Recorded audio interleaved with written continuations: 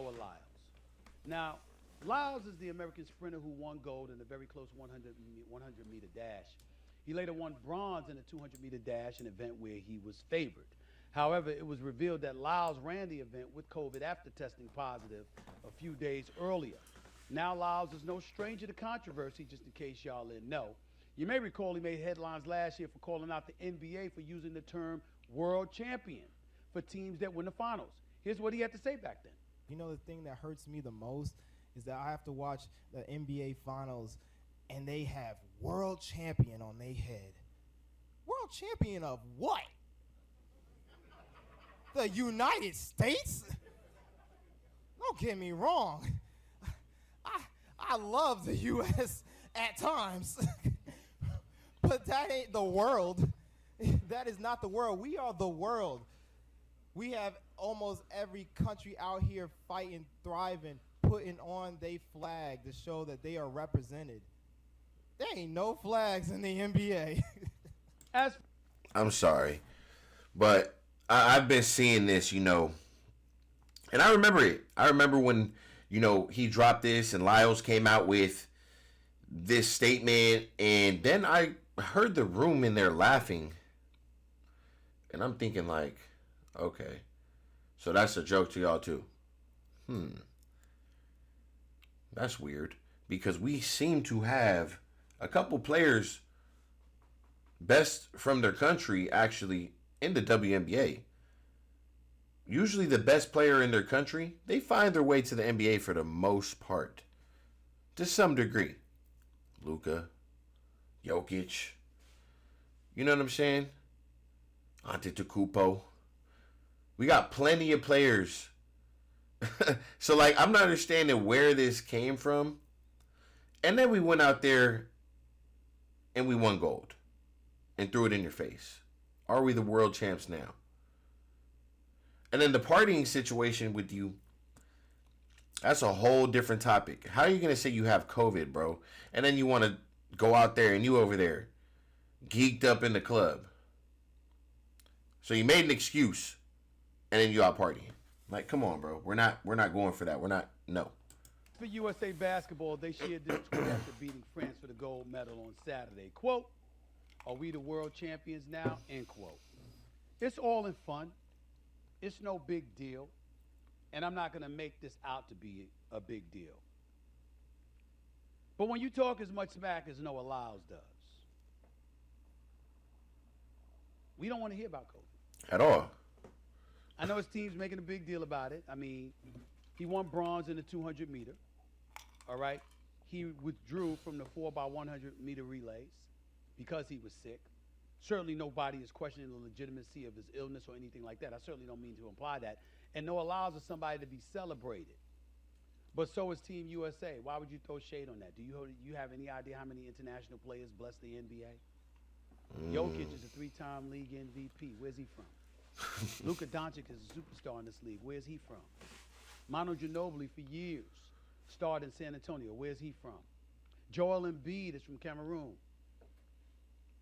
I mean, when you look at stars that have blessed the NBA, when you look at the fabric of the NBA rosters, you see players from all over the world blessing rosters. That's why they can call themselves world champion. Because the best that the world has to offer in the sport of basketball find themselves participating in NBA competition, Noah Lyles.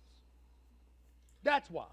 So I appreciate Team USA saying, "Are we world champions now?" Thank you very much for doing that. Now let me get to Noah Lyles specifically, because his stuff was crazy. Let's take this back and let's dial the clock back and understand how phenomenal he is, because I'm not throwing any shade on Noah Lyles for his exploits or whatever. The guy is phenomenal, and I hope to see him in Los Angeles in 2028 doing the same thing. But he did promise, he was intending to have a clean sweep and to walk away with 3 gold medals in the 100 to 200 and the 4x100-meter relay. And he only walked away with 1. And that was by a nose. I mean, ladies and gentlemen, 9.784 seconds to be exact, to edge out Jamaican Kashane Thompson of Jamaica by 5 thousandths of a tick of the clock. 5 thousandths. That's how close it was. He couldn't even celebrate for the first 30 seconds. because they had to go back to the videotape and see, had he not stretched his chest out and his nose out forward at the very last second, he'd have lost. That's how close it was. But it was still a spectacular race, and he still did his thing, and I was cheering him on. It was absolutely fantastic. But let's understand that. Closest 1-2 finish in a 100-meter meter race since at least Moscow in 1980, or maybe even further. Just looking at my notes back then, Alan Wells narrowly beat Silvio Leonard in an era when the electronic timers didn't even go down into the thousandths of a second. Now, Lyles became the first American to win a marquee event on the Olympic track since Justin Gatlin did it in 2004. Major props and credit to him for that. The 9.784 mark also marks a personal best for Lyles, who's been promising to add his own brand of excitement to track and certainly delivered this time around. We can't deny him for that, okay? Now, again, he wasn't lying. Had a 102-degree fever. That's what he had.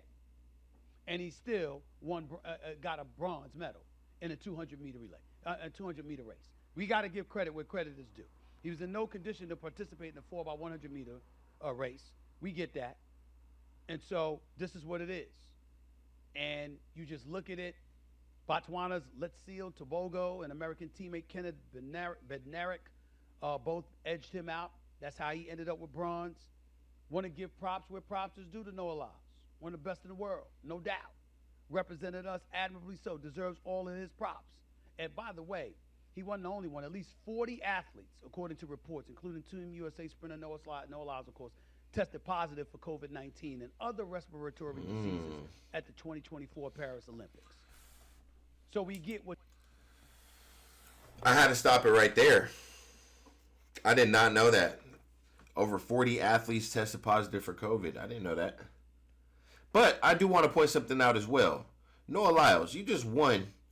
Take that damn mask off and take a picture, please. Please. We're not going to feel sorry that you have that mask on. Yes, I understand you had the fever. But after I see you dancing and doing all that, I am not going for that, bro. Take that mask off. I'm not feeling sorry for you.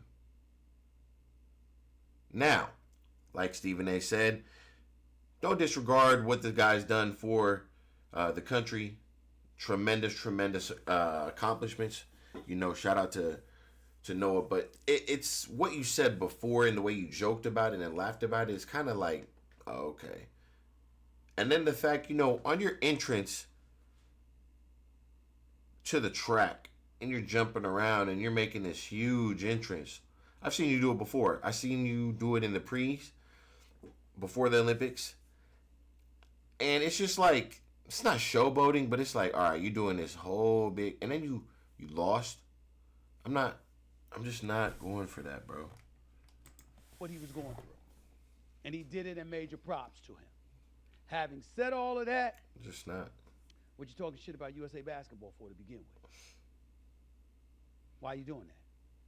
Why are you not paying attention to the fact that there's numerous athletes from across the world that are on the NBA level? Giannis Antetokounmpo represents Greece. How did they do? Jokic represented Serbia. How he do? Wembanyama was in the gold medal game. Did they go home with gold? Rudy Gobert was there too. Shai Gilgeous-Alexander, Jamal Murray and those boys was representing Team Canada. How did they do? I mean, everywhere you turn, there were NBA players participating in France for the Olympics. How'd they do? They didn't do so well, did they?